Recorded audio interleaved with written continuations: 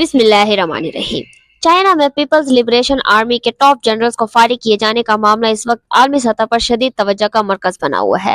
صدر شی جن پنگ کی جانب سے سینٹرل ملٹری کمیشن کے انتہائی طاقتور اور سینئر فوجی افسران کو ہٹانا ایک غیر معمولی اقدام سمجھا جا رہا ہے، کیونکہ چین کا ملٹری سٹرکچر دنیا کے دیگر ممالک سے مختلف ہے، جہاں فوج براہ راست کمیونسٹ پارٹی کے ماتحت ہوتی ہے اور پارٹی لیڈر ہی فوج کا سپریم کمانڈر ہوتا ہے۔ اس وقت سینٹرل ملٹری کمیشن کے چیئرمین خود صدر شی جن پنگ ہیں، اور اسی کمیشن کے وائس چیئرمین جنرل زونگ یا اور جنرل لیو زنگ لی کو ان کے عہدوں سے برطرف کیا گیا ہے۔ چینی وزارت دفاع نے اس حوالے سے باضابطہ طور پر تصدیق کی ہے کہ ان جنرلز کے خلاف انویسٹیگیشن شروع کی جا چکی ہے اور ان کو ان کے عہدوں سے ہٹا دیا گیا ہے۔ یہ معاملہ اس لیے بھی غیر معمولی ہے کیونکہ جنرل زونگ یوشیا نہ صرف سینٹرل ملٹری کمیشن کے وائس چیئرمین تھے، بلکہ وہ صدر شی جن پنگ کے قریبی ساتھی سمجھے جاتے تھے۔ ان کی عمر 75 سال تھی اور انہیں چینی فوجی کے روایتی ریٹائرمنٹ رول یعنی 65 سال سے کہیں زیادہ ایکسٹینشنز دی جا چکی تھی، جو صرف انتہائی قابل اعتماد اور بااثر شخصیات کو ہی دی جاتی ہیں۔ گزشتہ 1.5 سال کے دوران صدر شی جن پنگ نے چینی فوج کے اندر ایک بڑے پیمانے پر کریک ڈاؤن کیا ہے، جس میں اب تک درجنوں سینئر اور مڈل لیول جنرلز کو فارغ کیا جا چکا ہے۔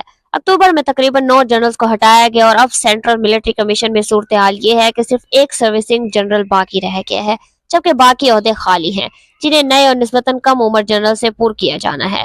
رپورٹس کے مطابق اس عمل میں چند ماہ لگ سکتے ہیں۔ چینی فوج کے آفیشیل اخبار کے مطابق ان جنرلز پر کرپشن کے الزامات ہیں اور کہا گیا ہے کہ انہوں نے کمیونسٹ پارٹی کے ڈسپلن اور ذمہ داری کے نظام کی خلاف ورزی کی ہے۔ الزامات میں یہ بھی شامل ہے کہ فوجی تقرریوں، خاص طور پر دفاعی خریداری اور اسٹریٹجک پوسٹس پر تعیناتی کے لیے رشوت لی جا رہی تھی، جو کہ شی جن پنگ کی اینٹی کرپشن پالیسی کے بالکل خلاف ہے۔ چین میں کرپشن کو قومی سلامتی کے لیے ایک بہت بڑا خطرہ تصور کیا جاتا ہے، خاص طور پر فوج کے اندر۔ ناظرین، دوسری جانب مغربی میڈیا، خاص طور پر امریکی جریدے، یہ دعویٰ کر رہے ہیں کہ جنرلز امریکی انٹیلیجنس اداروں کو چین کے نیوکلیر پروگرام سے متعلق حساس معلومات فراہم کر رہے تھے۔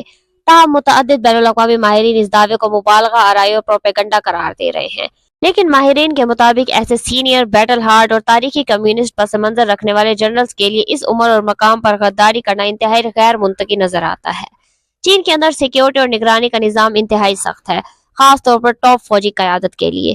چینی فوجی افسران کے غیر ملکی روابط، ملاقاتیں اور سفری سرگرمیاں مسلسل مانیٹر کی جاتی ہیں، جبکہ چین نے امریکی سوشل میڈیا اور کئی غیر ملکی ٹیکنالوجی پلیٹ فارمز پر بھی پابندی لگا رکھی ہے۔ ایسے ماحول میں کسی سینئر جنرل کا خفیہ طور پر نیوکلیر راز لیک کرنا انتہائی مشکل سمجھا جاتا ہے۔ اسی لیے کئی تجزیہ کاروں کا خیال ہے کہ سی آئی اے والی کہانی مغربی میڈیا کی جانب سے اپنی انٹیلیجنس برتری دکھانے کی کوشش ہو سکتی ہے۔ اصل مسئلہ زیادہ تر سیاسی وفاداری اور طاقت کے توازن سے جڑا ہوا نظر آتا ہے۔ چین کی تاریخ میں یہ دیکھا گیا ہے کہ سیاسی قیادت کے لیے سب سے بڑا ممکنہ خطرہ فوج کے اندر سے ہی آتا رہا ہے۔ اسی وجہ سے چین میں یہ فلسفہ رائج ہے کہ پارٹی کمانڈرز دی گن، یعنی فوج مکمل طور پر کمیونسٹ پارٹی کے کنٹرول میں رہے گی۔ صدر شی جن پنگ اسی اصول کو مزید سختی سے نافذ کر رہے ہیں۔ شی جن پنگ کے پاس چین کی فوج کو 2049 تک ایک ورلڈ کلاس ملٹری بنانے کا واضح ویژن موجود ہے، اور اس ویژن کے تحت وہ فوج میں تیز رفتار ماڈرنائزیشن چاہتے ہیں۔ ایسے میں سینئر اور طاقتور جنرل جو اپنی الگ پاور بیس بنا چکے ہوں یا فیصلوں میں سست روی دکھا رہے ہوں، وہ اس ویژن کے لیے رکاوٹ بن سکتے ہیں۔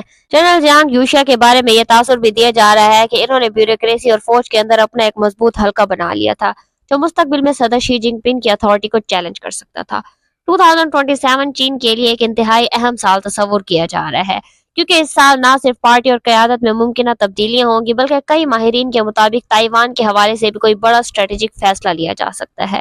ایسے وقت میں شی جن پنگ کسی قسم کی اندرونی کمزوری یا اختلاف کو برداشت کرنے کے موڈ میں نہیں ہے، خاص طور پر جب امریکہ کی توجہ ویسٹرن ہیمسفیر، گرین لینڈ اور داخلی معاملات پر مرکوز نظر آ رہی ہے۔ پیپلز لبریشن آرمی کی ماڈرنائزیشن میں کسی قسم کی سست روی نظر نہیں آ رہی۔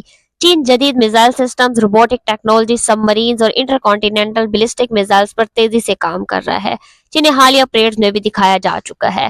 اس سے یہ تاثر ملتا ہے کہ فوجی آپریشنل صلاحیتوں پر کوئی منفی اثر نہیں پڑ رہا، بلکہ کمانڈ سٹرکچر کو مزید کنٹرولڈ اور وفادار بنایا جا رہا ہے۔